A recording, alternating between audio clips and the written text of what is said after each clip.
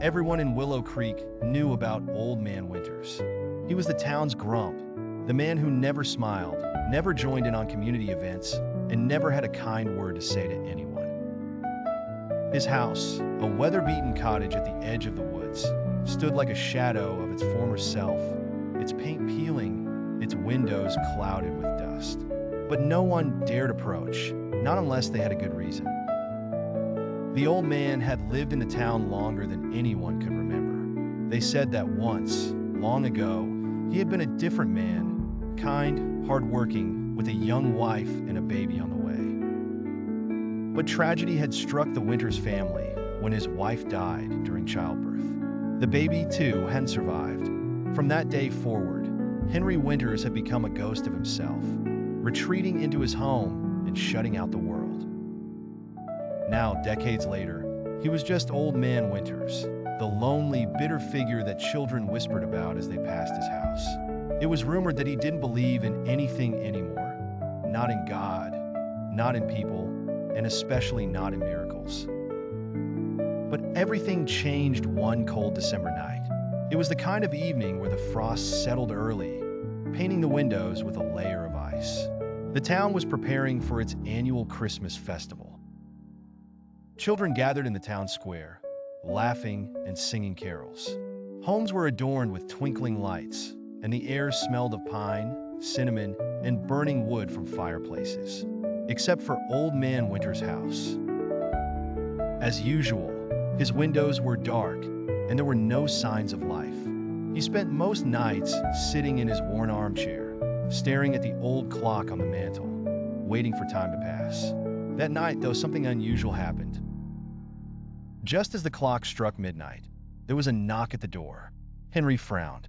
Who would be knocking at this hour? Probably a prank from some kids, he thought. He ignored it, refusing to move from his chair. But the knocking came again, gentle, persistent. With a grumble, Henry forced himself up, his joints stiff from years of neglect.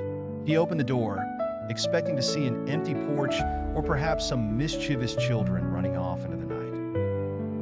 But what he found was far more startling.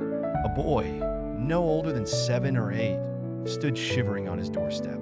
His cheeks were red from the cold, and his thin jacket was clearly not enough to keep him warm in the freezing night. "What do you want?" Henry barked, trying to mask his surprise with his usual gruffness.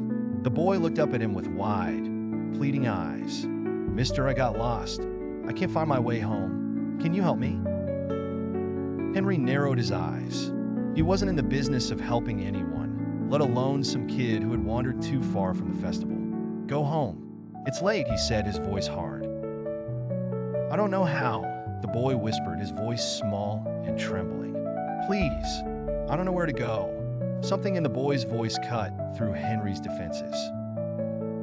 He wasn't sure why, but looking at the child standing there, helpless and scared, stirred something inside him, a feeling he hadn't experienced in years. "Fine," he grumbled. "Get in here before you freeze to death." The boy stepped into the small, dimly lit house, grateful for the warmth.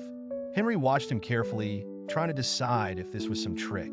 But the boy seemed genuine, his eyes darting nervously around the room, as if still afraid of being lost. Henry sighed. He knew the area the boy was talking about. His house wasn't far, but it would be a cold walk for anyone, especially a child. For a moment, he considered letting the boy stay until morning, but something told him to take him home tonight. "I'll take you," he said, his voice softer than before. "But put this on." He handed the boy his old coat, the one he hadn't worn in years. The boy smiled, a small, genuine smile that took Henry by surprise. It was the kind of smile he hadn't seen directed at him in decades. "Thank you, mister," the boy said, wrapping the coat around himself. They stepped out into the frigid night, the snow crunching beneath their feet as they walked in silence.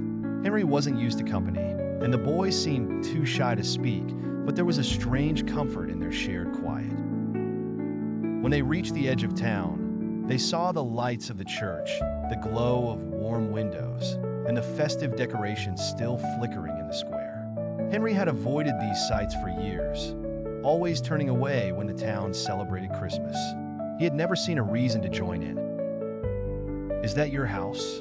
Henry asked, pointing to a small cottage just past the church. The boy nodded. "Yes, that's where I live with my mom. She'll be worried about me." They approached the house, and just as they reached the front door, it opened, and a woman rushed out, her face pale with worry. "Jack!"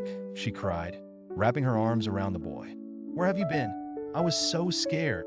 The boy smiled up at her, pulling the oversized coat tighter around himself. "I got lost, but this man helped me." The woman looked up, her eyes filled with relief and gratitude. "Thank you," she said to Henry. "I don't know what I would have done if something had happened to him." Henry shifted awkwardly. He wasn't used to being thanked.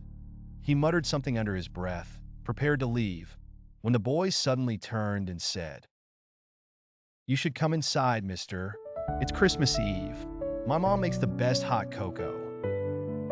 Henry blinked, startled by the invitation. He hadn't celebrated Christmas in years, let alone been invited to share it with anyone. His first instinct was to refuse, to retreat back to his cold, empty house. But something held him there, a small voice in the back of his mind, a voice that had been silent for so long it felt like an echo. Before he knew what he was doing, Henry nodded. Inside, the house was warm and inviting, filled with the soft glow of Christmas lights and the smell of pine and cinnamon. The boy's mother handed Henry a steaming mug of cocoa, her eyes still shining with gratitude. "I don't think I've seen you around the village much," she said kindly. "I keep to myself," Henry replied gruffly, though his voice had lost its usual edge. As they sat together, sipping cocoa and listening to the crackle of the fire, Henry felt something stir in his chest, a warmth he hadn't felt in years. For the first time in a long time, he didn't feel like an outsider. He didn't feel alone. That night, as he walked back to his cottage under the twinkling stars, something strange happened. The heavy burden he'd carried for decades, the weight of his grief, his anger, his isolation, began to lift. It wasn't a grand, dramatic miracle, but a small, quiet one. A boy's smile, a woman's kindness, and the warmth of a shared cup of cocoa had cracked open the wall around his heart.